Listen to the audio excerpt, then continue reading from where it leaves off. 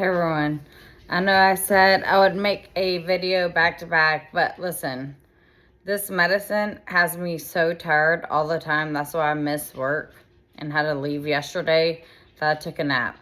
First nap I've taken all year. Oh my God, I can't believe it. Thank God, right? Oh my gosh, I deserve it. Anyway, this medication that they have me on is just like, it really screws with me. But I didn't take it because I wanted to drink a Truly. Excuse me, but I think I deserve it after what I'm about to tell you. Alright. So my last video that I made about my in-law having cancer, I was pretty upset about it. Well, we all know that she survived it because she got her uterus and ovaries taken out, and she survived it, and she's been getting tests, I think, every month, making sure that she does not get cancer again, and that she's been getting infusions, making sure that her cancer doesn't come back.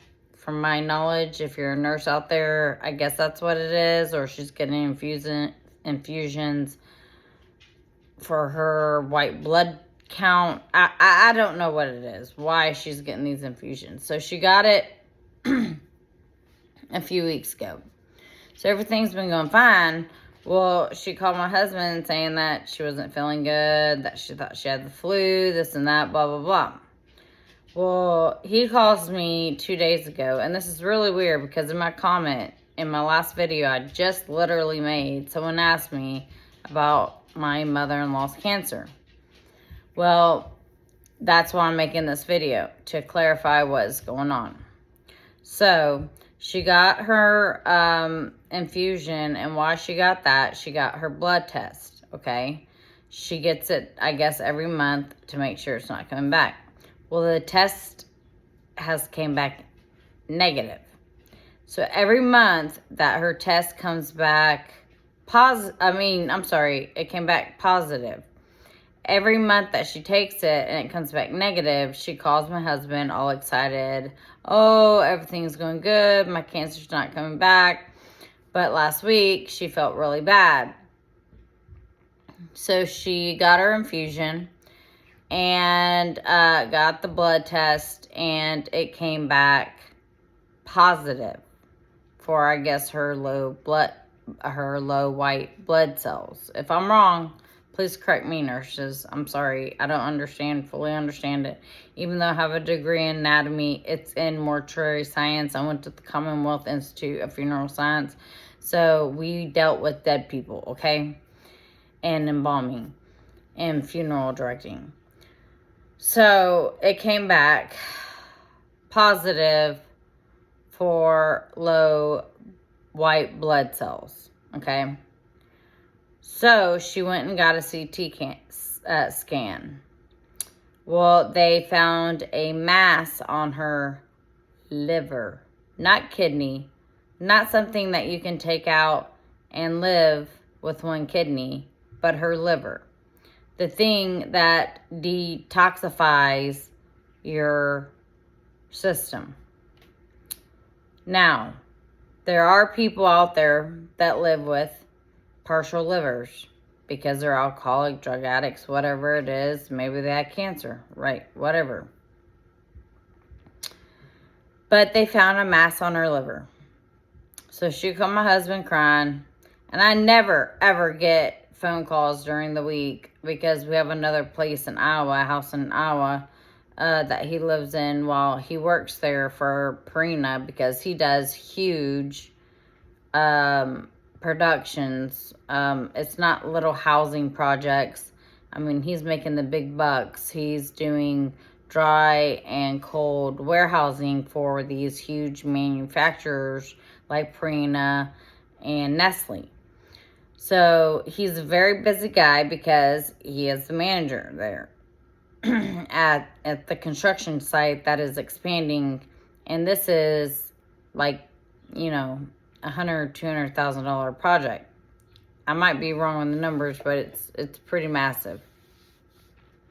So he's already been dealing with that. And see, I used to work with him. So thank God I'm not working at that because I worked with him for 7 years, traveling the world, or traveling the United States with him while Bryce was little. But it's been a hellhole. So he calls me all upset, and he's like, Natalie, he's like on the verge of crying. He's like, my mom just called me all upset, crying, saying that her blood test came back negative. So 2 days later, he calls me back, and he says, yes, they found a mass on her liver. Now, this is a 72-year-old woman. There is a waiting list, okay, for liver transplants, okay? Now, it could be just a mass on her liver they could remove, and it's not tumorous.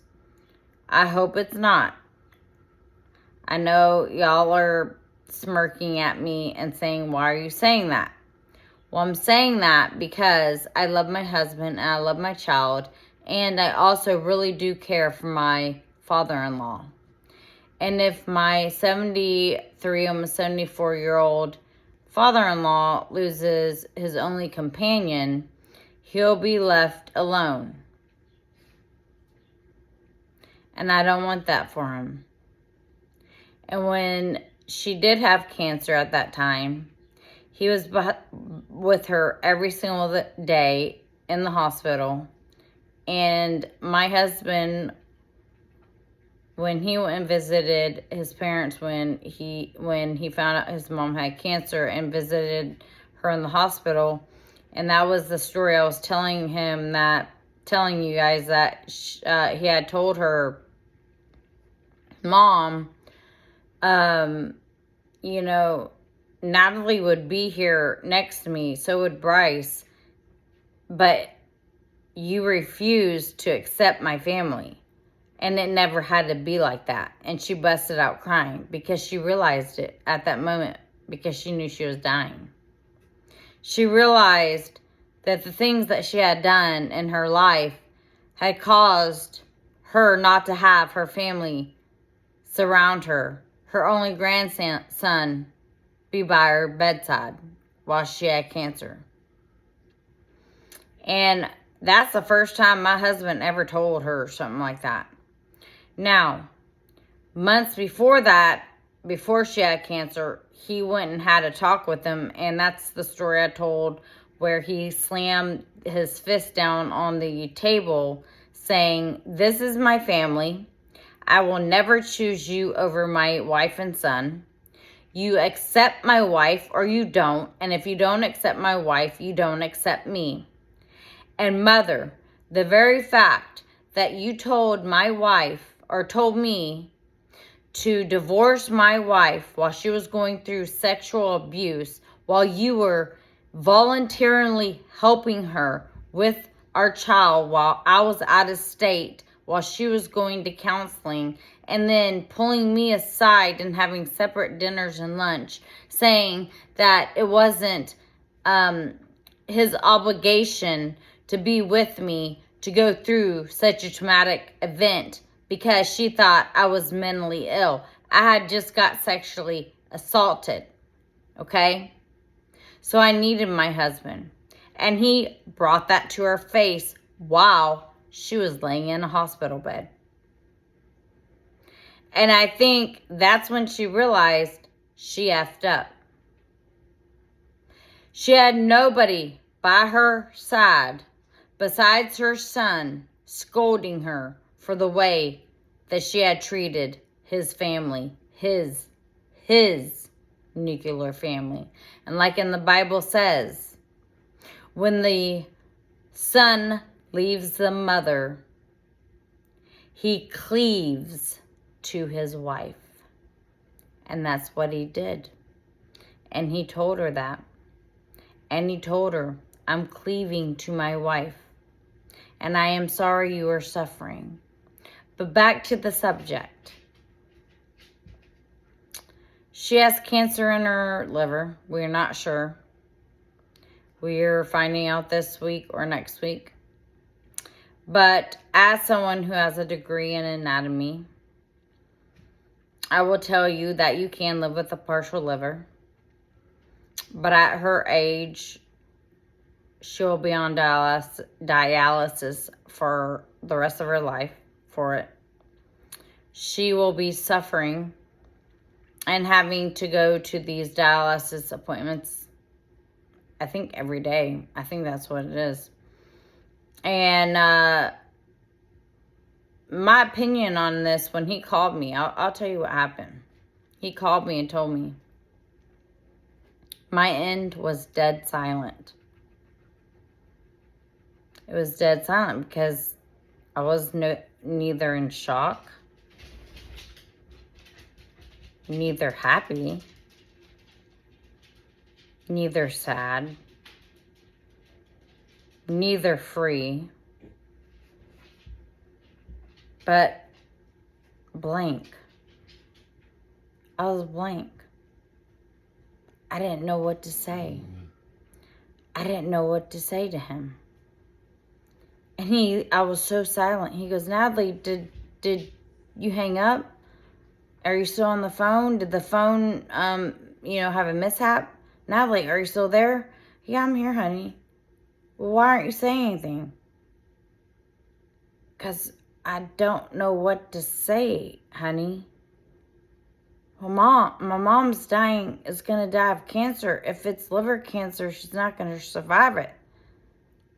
And I heard that in the comment, like, someone said, like, their uncle had found out he had liver cancer. They gave him 6 months to live, and he died within 2. But what I think of this is, how is it going to affect the people in my life that I love? I don't want my father-in-law to live a lonely life after working so hard. He'll be there alone.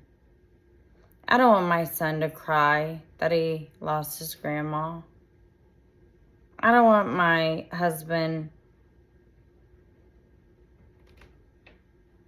to cry and be upset and emotional and be mad at himself for not speaking to her for a few years. That's the whole reason why I got back in contact with her, is because he was afraid of this. Because they were getting older and cancer runs in his family.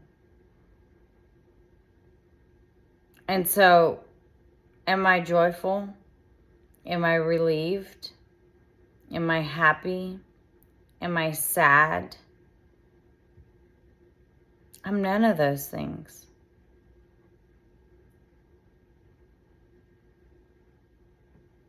Because I don't want to see any of the hurt that the people I love hurt. I don't want to see their hurt. I'll be hurt. I've known her since I was 15 years old. We've had great times together. Don't get me wrong. No, don't get me wrong. She is a horrible person, and she's done horrible things to my life. But at the same time, I've also had some really good times with her. We've traveled the world together many, many times. Many times.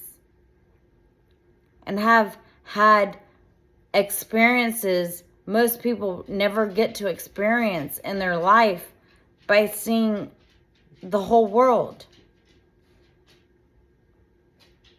Having those memories of being in Europe and Prague and Budapest and Germany and Poland and, oh God, I can't even name them all. Although at times she was a B word, she at the same time did correct herself when my husband corrected her. But how do I feel? I feel relieved that I don't have to put up with it anymore. I feel relieved that I forgave her before it happened. That's what I'm most relieved about, that I forgave her before it happened.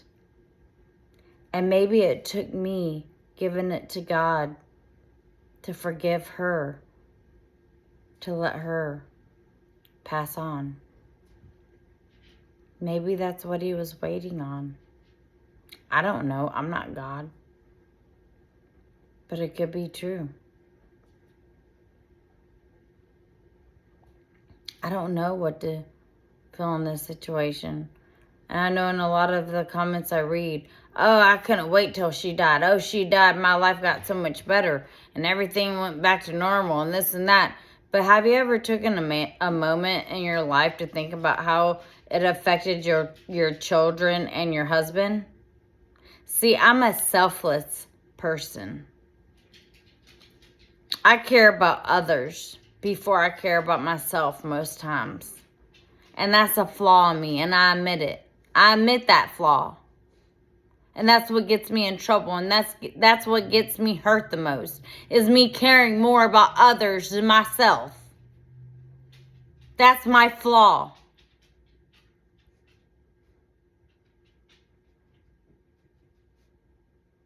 So am I happy?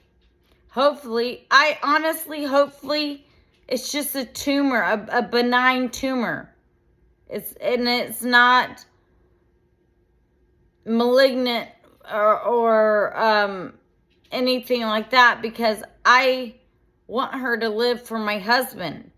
I don't want her to live for me. I want her to live for my grandson and my husband, so they don't have to go through that emotional pain and heartache. I've already had her funeral, remember? She no longer exists in my emotional state, physical or psychological state. I had her funeral. She's gone. They have not had her funeral. So I care about them more than I care about me right now. And I'm sorry if I feel upset, but when I read comments, so I couldn't wait for her to die. I couldn't wait. What about your husband? What about your children? Unless your husband felt the same way, your children felt the same way, what about them? What about how they feel? That's the question you have to ask yourself.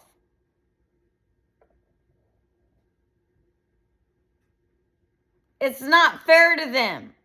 It might be fair to you because you lose the abuse. You lose all the emotional heartache.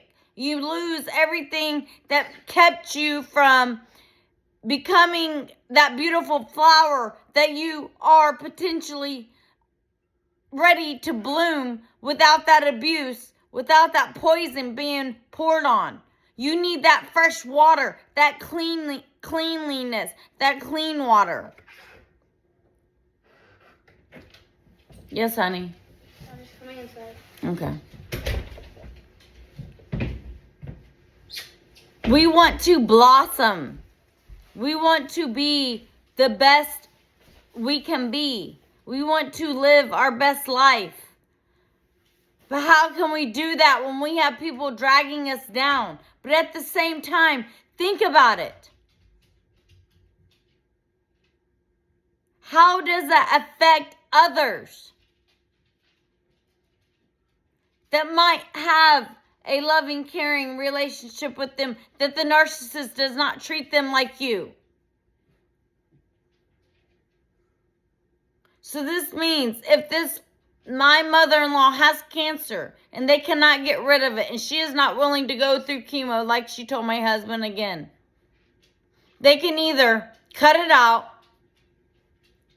or that's the end.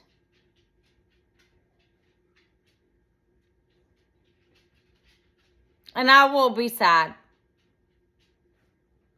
but I'll be happy that I don't have to deal with that. And I'll be happy that all that pain can be flushed down the toilet. But the real question, this is what I ponder. This is what I ponder. The real question is, even after they die, does your trauma die? Does your memories die? Does the things that you've been through die when they die? That's the question I ponder every day of my life. Just because they're dead doesn't mean your trauma dies with them.